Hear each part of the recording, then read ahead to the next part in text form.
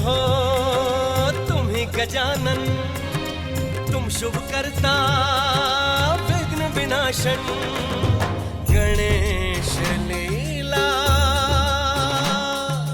गणेश लीला।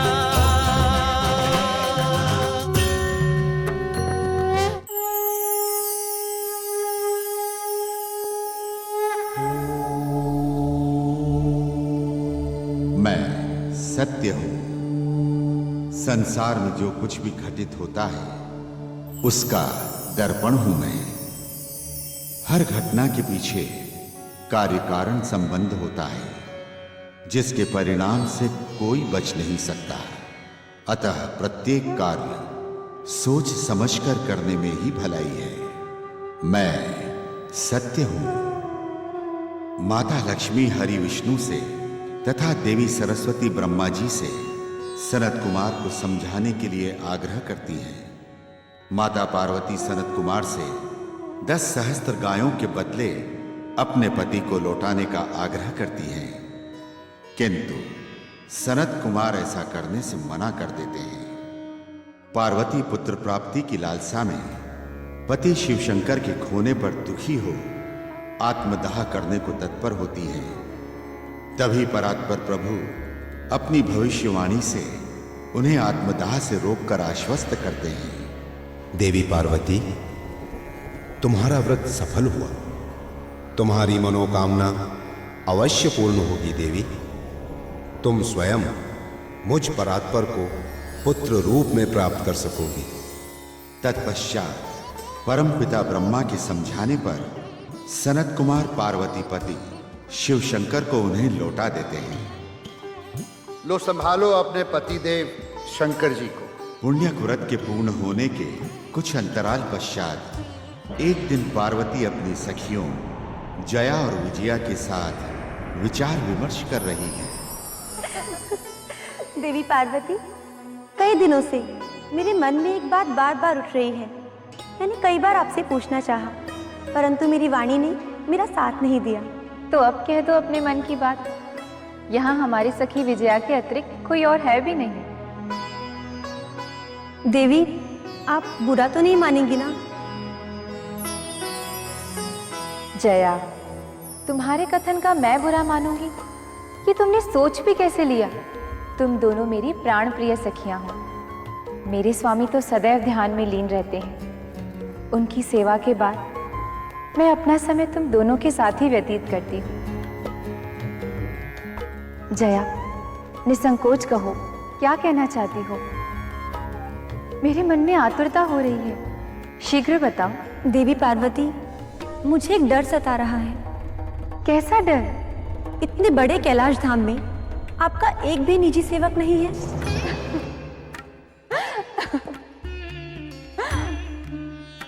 इतनी सी बात को लेकर तुम चिंतित हो रही हो?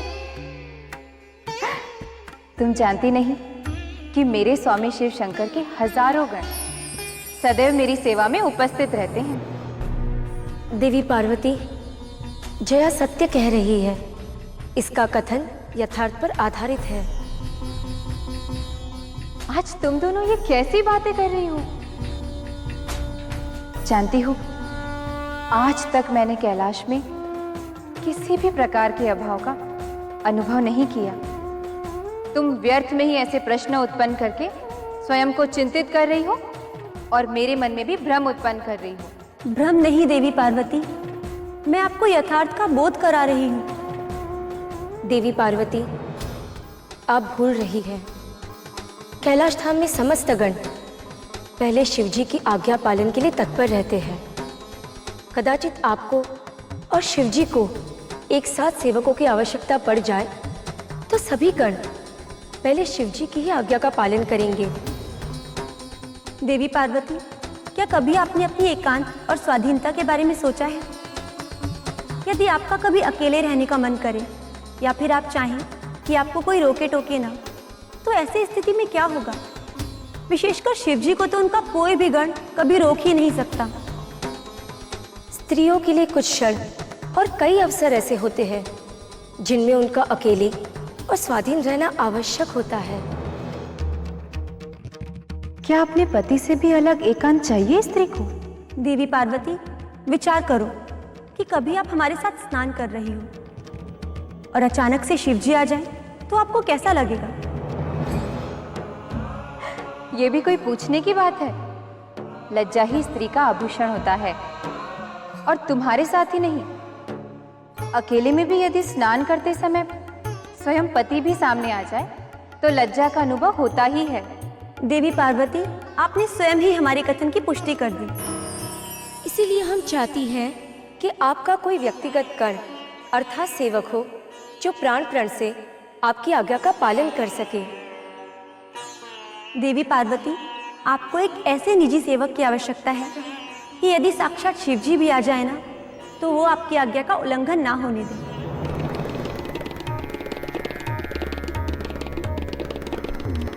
मुझे अवश्य ही शिवगणों की परीक्षा लेनी होगी, तभी पता चलेगा कि जया और विजया का परामर्श उचित भी है या नहीं।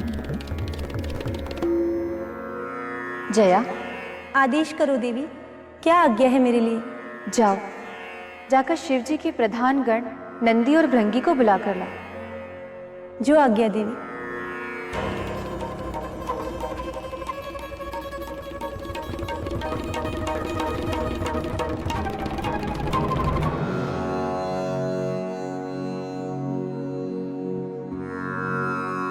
प्रणाम माते। प्रणाम माते। हमारे लिए क्या आज्ञा है माते? आप दोनों कैलाश धाम के प्रधान गण हैं। जी माते। आप दोनों भली प्रकार सुन लें और समझ लें। आज से हमारे स्नान करते समय द्वार पर कोई भी आए तो उसे भवन में प्रवेश न करने दिया जाए, चाहे वो कोई भी हो और कहीं से भी आए। आपका आदेश शिरोधार्य है माते।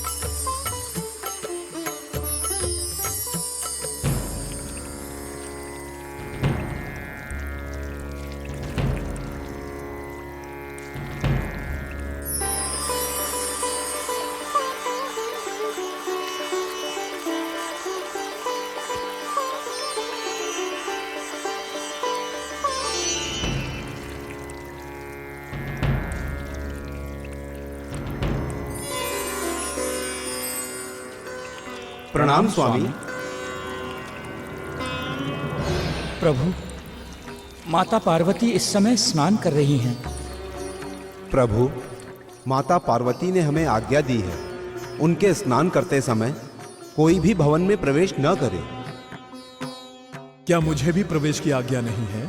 क्षमा करें देवाधिदेव, हमसे माता पार्वती ने इतना ही कहा है कि कोई भी भवन में प्रवेश न कर सके। उन्होंने यह भी कहा है, भवन में प्रवेश करने वाला कोई भी हो, कहीं से भी आए। क्षमा करें महादेव, हम विवश हैं। माता पार्वती की आज्ञा का उल्लंघन नहीं कर सकते।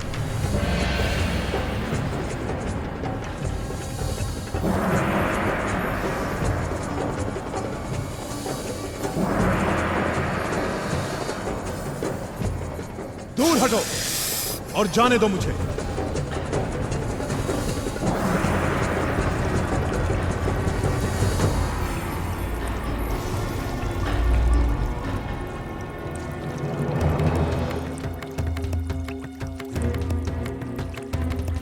जब माता पार्वती को यह पता चलेगा कि उनकी आज्ञा का उल्लंघन हुआ है, तो वो हम पे बहुत क्रोधित होंगी। इससे पहले कि उनकी क्रोधाग्नि में हम भस्म हो जाएं, हमें यहां से शीघ्र ही प्रस्थान करना चाहिए। अपनी जगह पर हम 2 दूसरे शिवगणों को नियुक्त कर देते हैं। हाँ,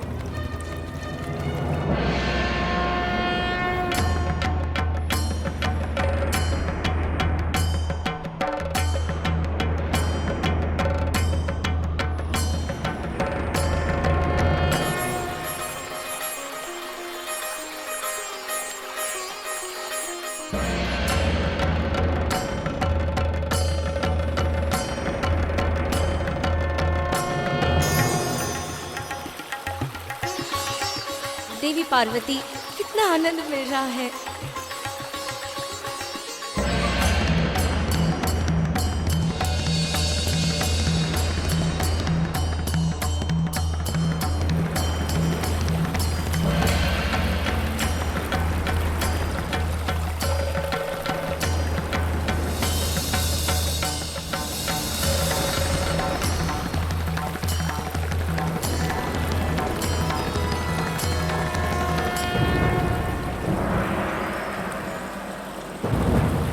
भगवान शिव,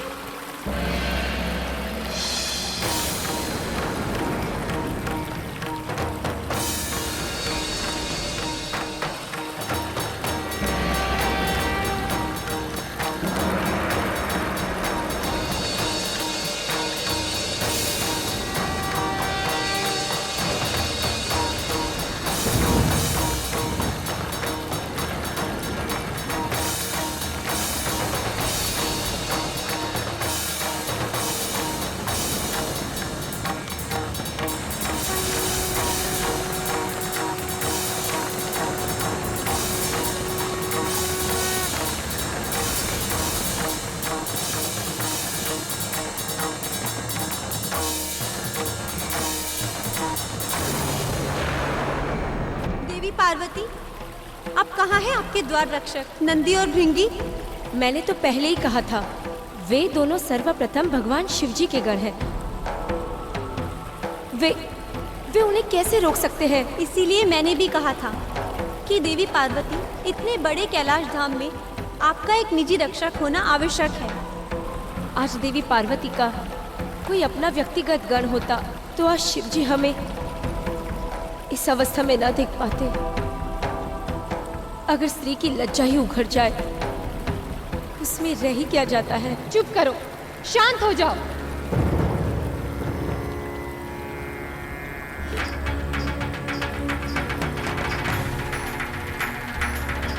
अब मैं भी देखती हूँ कि भगवान शिव मेरी अनुमति के बिना मेरे भवन में कैसे प्रवेश करते हैं।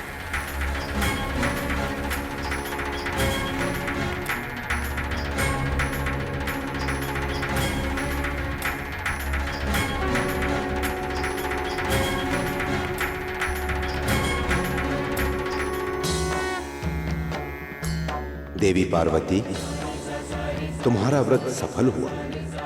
तुम्हारी मनोकामना अवश्य पूर्ण होगी देवी। तुम स्वयं मुझ परात्पर को पुत्र रूप में प्राप्त कर सकोगी। मैं तुम्हारे पुत्र रूप में अवतार लेकर शिवधाम में नाना प्रकार की क्रीड़ा लीलाएं करूंगा।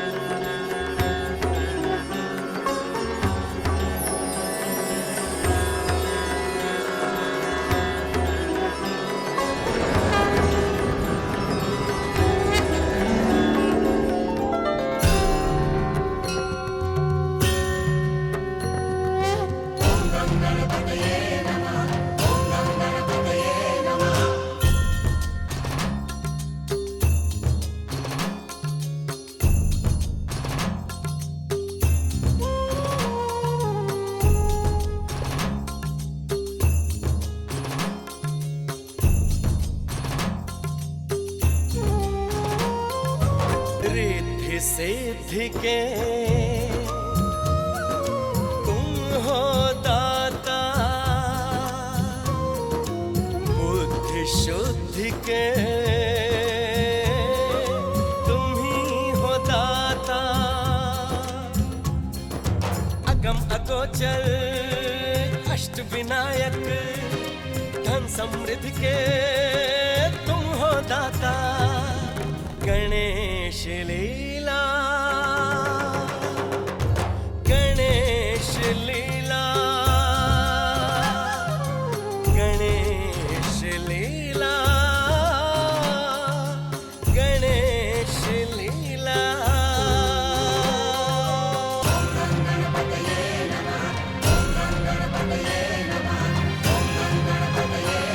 मैं कौन हूँ? मुझे आपने क्यों उत्पन्न किया है?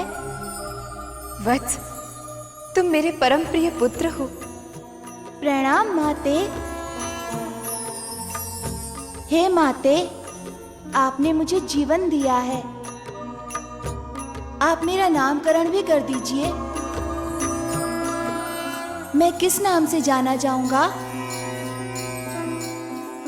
हे महादेव, देवी पार्वती के यहाँ स्वयं परात्पर ब्रह्म अवतरित होकर आपके आंगन में नाना क्रीड़ा लीलाएं करेंगे। उनका नाम श्री गणेश होगा, जिनके स्मरण मात्र से सर्व विघ्नों का नाश होगा। विसिद्धि बुद्धि के दाता श्री गणेश सब देवों में प्रथम पूज्य होंगे। वत्स, तुम्हारा नाम श्री गणेश होगा।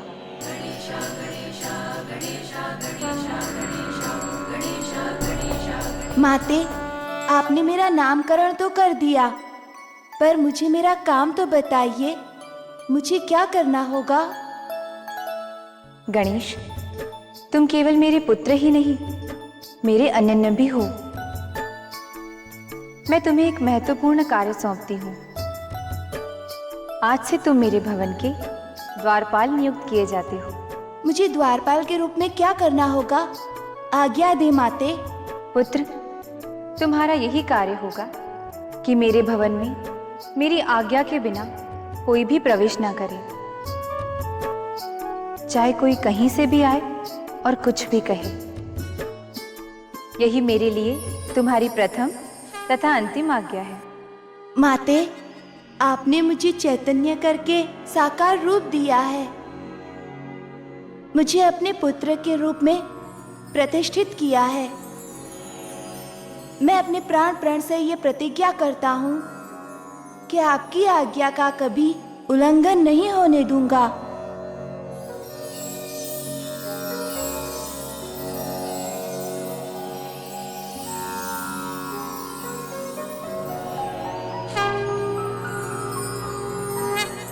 जया, विजया,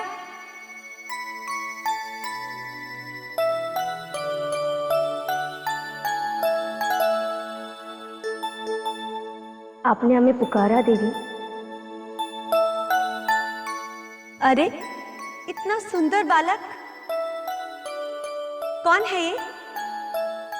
ये मेरा पुत्र श्री गणेश है और आज से मेरे कक्ष का द्वारपाल भी।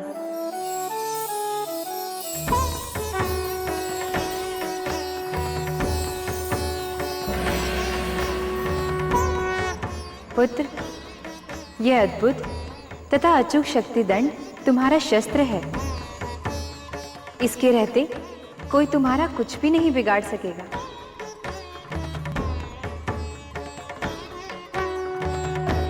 जो आज्ञा माते। माते, आपने मुझे शक्ति दंड तो दे दिया, पर कुछ खाने की व्यवस्था भी कर दो। मुझे बहुत भूख लग रही है।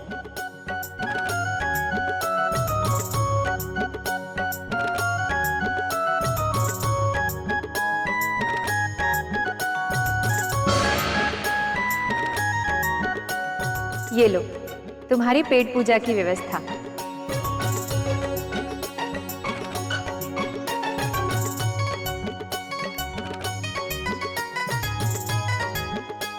चिरंजीव भव, अजयी भव, कल्याण मस्तु। पुत्र तुम्हारा कल्याण हो। गणेश लीला, गणेश लीला, गणेश लीला, गणेश।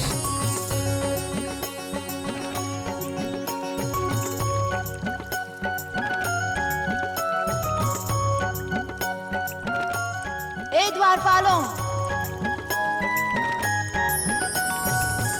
चले जाओ यहाँ से, अब यहाँ तुम्हारा कोई काम नहीं।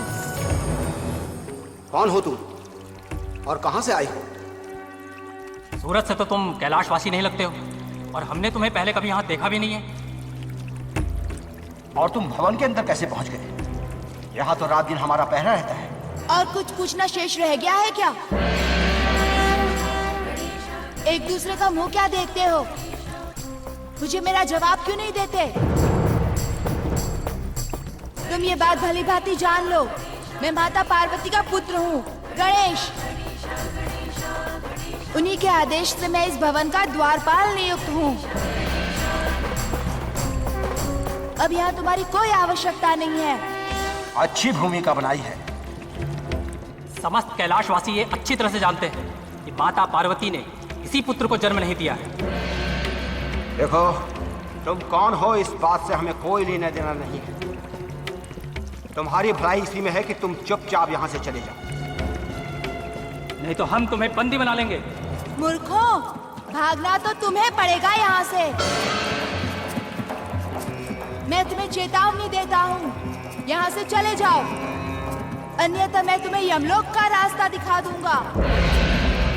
छोटे से बालक, तेरा ये साहस, तू हम बलवान शिवगणों को मृत्यु का भय दिखा रहा है। तेरा ये साहस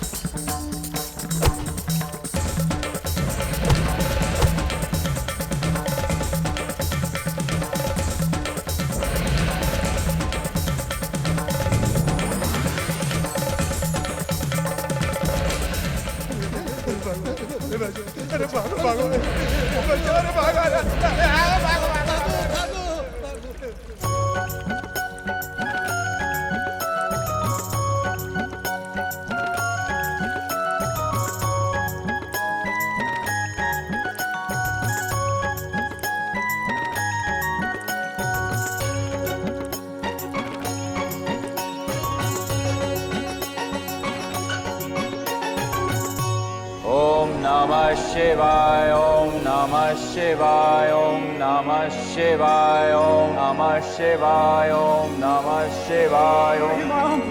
त्राहि माम प्रभु, त्राहि माम, त्राहि माम, त्राहि माम प्रभु। ये क्या हाल हुआ है तुम्हारा?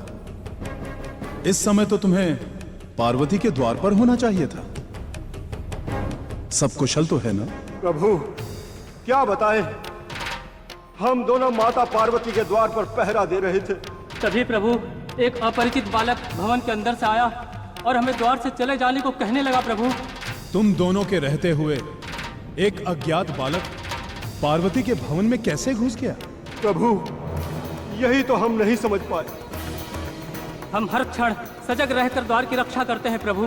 ये तो निश्चित है प्रभु कि वह बालक मुख्य द्वार से माता पार्वती के भवन में नहीं गया है। तुमने बालक का परिचय तो पूछा होगा? पूछा था प्रभु। वो बालक अपने आप को माता पार्वती का पुत्र बताता है प्रभु। और माता पार्वती की आज्ञा के अनुसार ही वह अपने आप को भवन का द्वार रक्षक कहता है प्रभु। आश्चर्य है,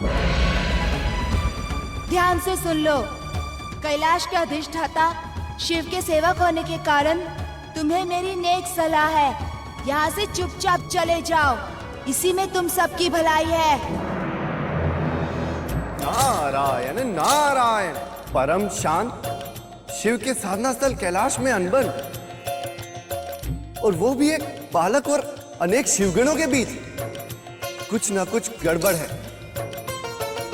मुझे शीघ्र ही देवाधिदेव महादेव के पास पहुंचना चाहिए। मैंने जो कुछ भी कहा वो आया तुम्हारी समझ में या नहीं? नहीं आया तो जाकर अपने उन दो साथियों को पूछो जो यहाँ से मार खाकर गए हैं। बड़ बोले बालक, तेरी बुद्धि का टेढ़ापन देखकर मुझे तुझ पर तरस आ रहा है। छोटे मुंह बड़ी बात करते तुझे शर्म नहीं आती? मूर्ख बालक, हम तुम्हें अंतिम चेतावनी देते हैं, द्वार छोड़कर हट जाओ, अन्यथा हम तुम्हें यमलोक का मार्ग दिखा देंगे। मूर्खों, तुम मुझे मृत्यु की धमकी देकर डराना चाहते हो? मेरी माता की आन है, यदि एक बार स्वयं यमराज ही क्यों ना आ जाए, मैं उन्हें मार मार कर यहाँ से भागने के लिए विवश कर दूंगा। तुम्हारी तो बिसाती क्या है? तुम्हें अपनी शक्ति का घमंड है तो आओ सब मिलकर मुझसे युद्ध करो, तब पता चलेगा कौन मृत्यु को निमंत्रण दे रहा है।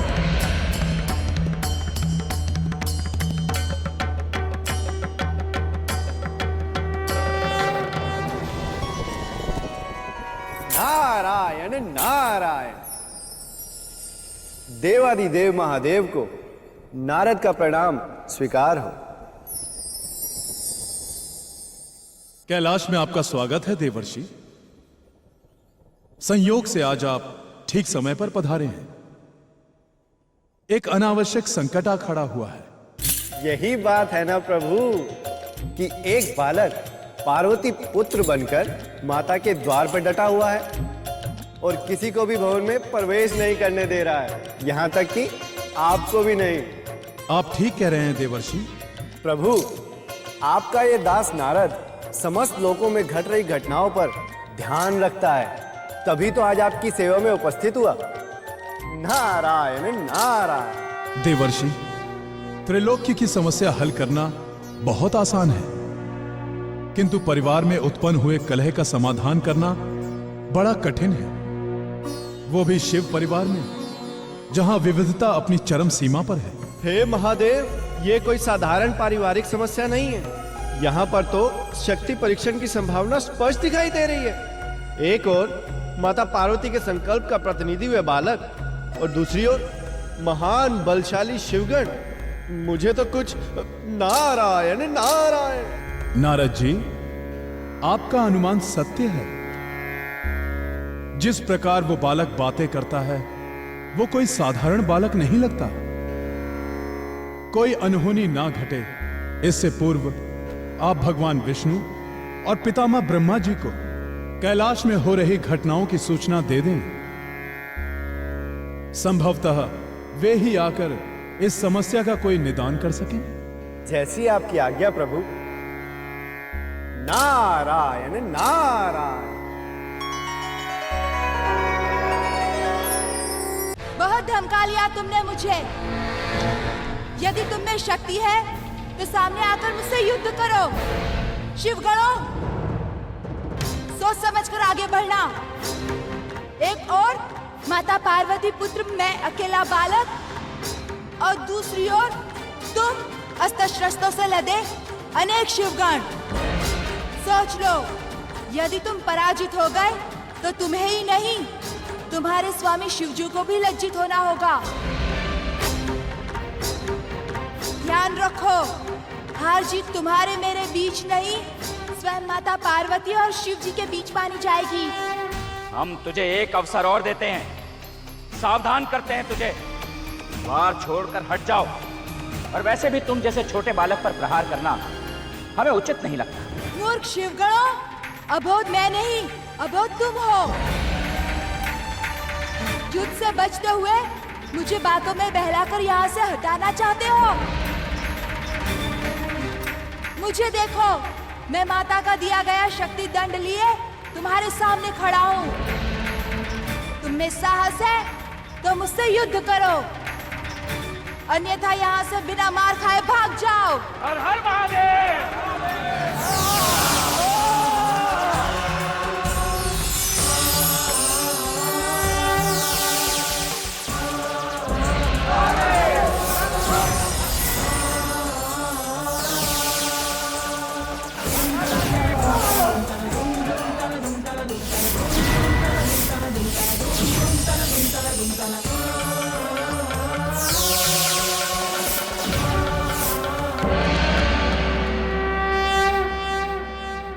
हर हर महादेव।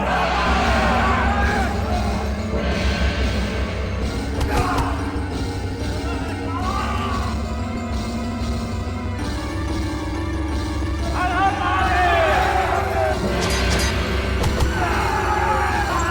हर हर महादेव।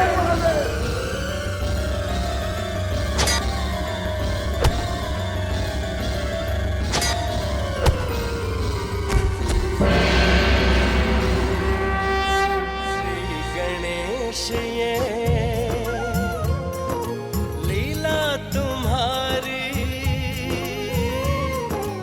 अद्भुत पावन मंगलकारी, जो दिखता है जो घटता है वो केवल है तुम्हारी लीला। गणेश लीला, गणेश लीला, गणेश लीला, गणेश लीला।